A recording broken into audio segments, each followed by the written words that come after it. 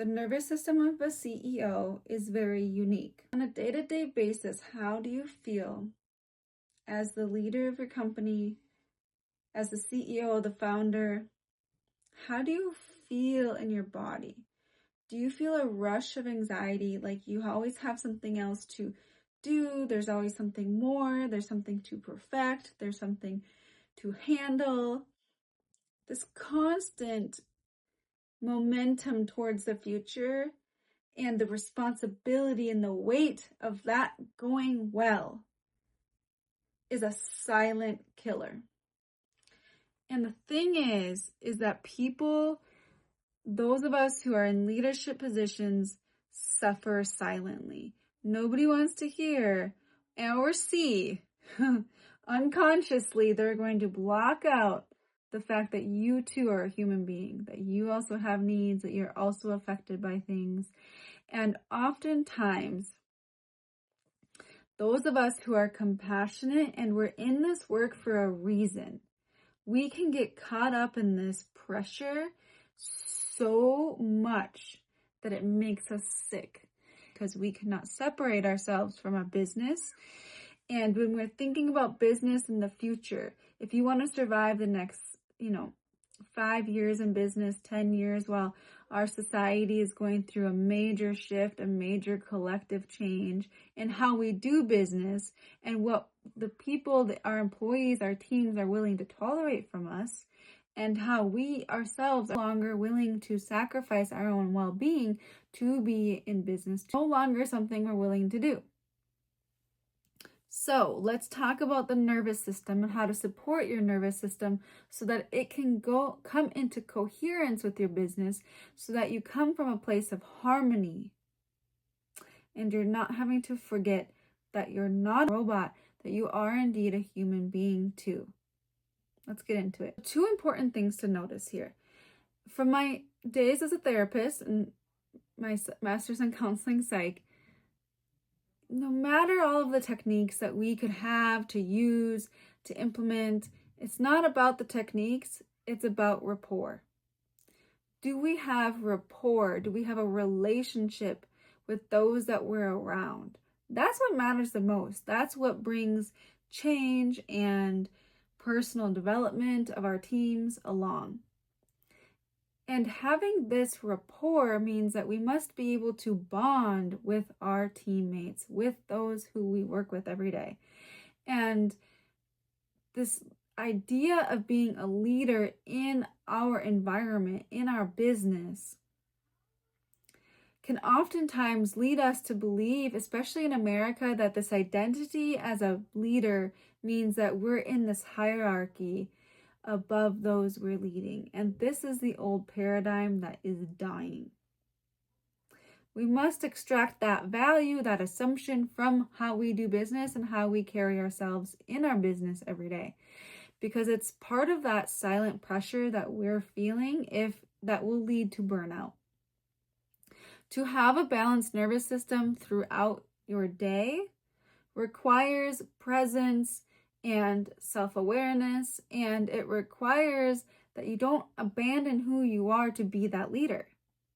Which means if you are having your own internal experience or even something going on in your life, that you've cultivated an environment where your team, your employees, those who you share leadership with, that there's a new agreement that this is okay for us to talk about, that it's okay for us to be human beings.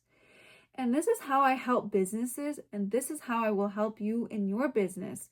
We can help you bring yourself online into these new value systems, regulate your nervous system, integrate these deeper things. We can also help your business culture shift into these new value systems. Gone are the days where leaders sacrifice themselves. There is still a point where, yes, we as leaders are of service in ways that our teams are not. But that's what makes us a leader, and that is why we're precisely built for it. I'm not quite talking about the part of ourselves, that skill sets that make us unique and valuable to our teams, but we don't sacrifice our own well-being anymore. So I want you to recognize why your nervous system might be in fight or flight. And there's a lot of research saying even 55 to 80% of CEOs are experiencing mental health symptoms in that given year. I'm assuming it's higher than that because there's a lot at stake in business in America. There's a lot of questions. There's a lot of worry about finances and getting the bottom line and getting the return and keeping the doors open and retention rates. And we as business owners are seeing such a change in how we do business and how we can retain employees that are loyal to us and loyal to their purpose in our business, right? And while I can talk about that more in future videos, please know that I will, because it's all of its own topic on its own, which is how to make your business successful and thrive in this cultural shift as we move through it. But today I'm here to talk about you. And as a leader, I know that you're often not the one that's receiving. So I really want you to receive this support from me.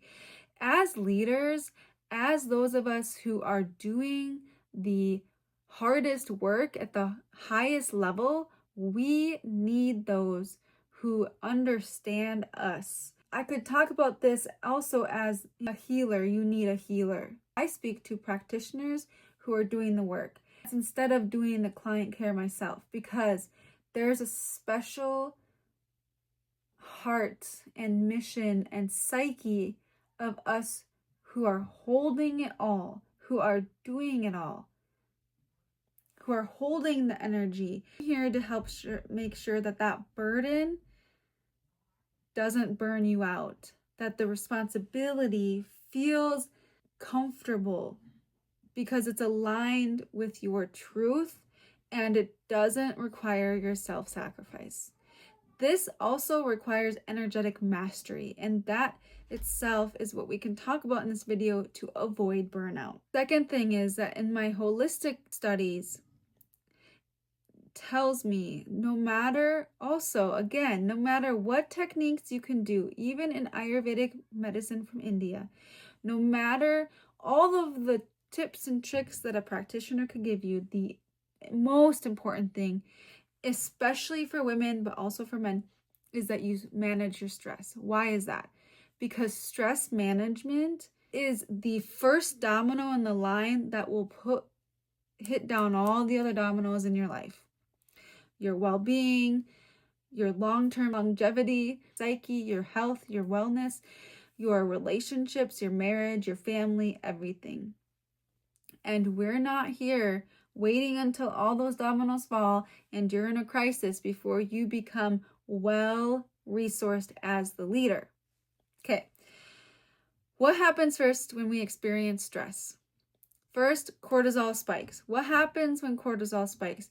Your body will dump sugar into your bloodstream because that is what gives you that spike of energy to run from the bear or to escape that danger. However, when that mechanism is happening all day long, you get chronic fatigue, hypertension, gut issues. Your sleep is impaired, you're getting insomnia because you have all of this cortisol and adrenaline running through your body all day long. Your body doesn't know how to come back down when this is chronically happening. It impairs your sleep. For women, this shows up as autoimmune diseases because they have extra hormones. And for men, it shows up as hypertension, such as heart attacks. That is not an okay price to pay for your leadership or your business, okay? We are here to build your own well-being into your wealth. There are signs that you have too much adrenaline happening in your body. You rely on coffee, you need it to wake up in the morning, then you need it at 10 a.m. and then at 3 p.m., okay? Or you're reaching for a bunch of quick snacks, sugar. Again, you're just trying to get that extra oomph, that quick oomph. Maybe even drug use, energy drinks, and then the beer, the alcohol at night to bring you back down, the depressants, right? So it's like this constant need to amp yourself up and get the energy to get the job done, but then you need help coming back down. So then there's the alcohol there to do that. This is a trap. And we don't deserve to be in it. What our business needs us to be and what our business requires us as leaders to do is to have vision, clear-sightedness, self-dominion. All of this requires the prefrontal cortex, which will shut down when you are in this fight or flight response, because that's the limbic brain. It's going to say, we're in danger. Let's first focus on danger, which causes irritability, emotions to be high. Maybe there's a lot of,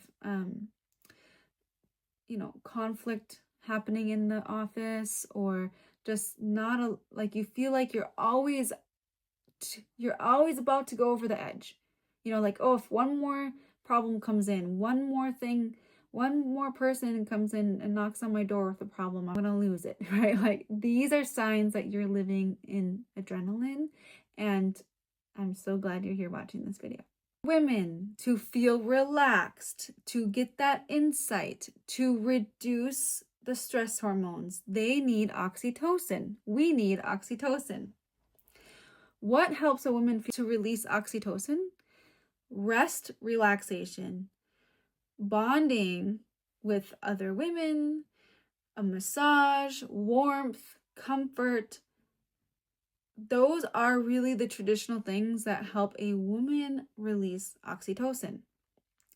That creates bonding, and it creates, women are already really wired for community and relationship. However, as female leaders, we can struggle when we start feeling like that relationship is a burden or an obligation. And then our teammates, those that we're leading, can feel that becomes silent resentment or irritation, or just they feel like if they come to you with another thing, they don't want to burden you with it. We don't want our team to feel like that. Men, they release vasopressin, which comes from seeing and overcoming challenges. Men are very much the doers, right? If women are more the beers, we're enjoying our luxury in a sense, okay? Men are the doers. And so implementing and then feeling accomplished afterwards is very much masculine energy. And it's how the masculine body more so operates in its mechanics. And this creates the bonding because they get to work together, they get to work as a team, and that's helpful. You can see how our nervous system, how we feel in our bodies, whether we're a man or a woman, affects our ability to lead our team, to work cohesively, to feel good in the room, to have visions, and to expand on our ideas, and to see new solutions. If we can't be in a restful state of mind, we cannot create those high-level solutions. Our team will not come up with these creative ideas. We will not come up with creative ideas. So it's very much your priority to protect your teams and your nervous system and creativity. That's what moves businesses along. That's what allows us to be innovative, to be adaptable, to be creative, and all of the rest of it. Even Einstein, okay? Even some of the most intelligent minds that we've ever heard of in history did not use the mental mind to figure it out. He even talks about going into the liminal spaces, into rest and relaxation. He would take a walk. He would wander in nature for hours, or he would allow himself to take a nap and to start dozing, but would have a ball in his hand, and once it fell, it would kind of wake him up to keep him out of the deep sleep, but would allow him to come into this into what now science knows as those deeper brain wavelengths. And that's where, when the body and the psyche is relaxed, that's where inspiration, ideas, and vision come from. And then we get the answers that we need to move our business forward. So again, all of that gets shut off when we're in our hypervigilance, or when we're looking and scanning for safety. And you can rest and digest when you're in a space of ease and inspiration, that's called the parasympathetic nervous system. Okay, we want to encourage that. Even if you were to start implementing in the office, what could that look like? So it means like adding tea instead of sugary drinks in the kitchen.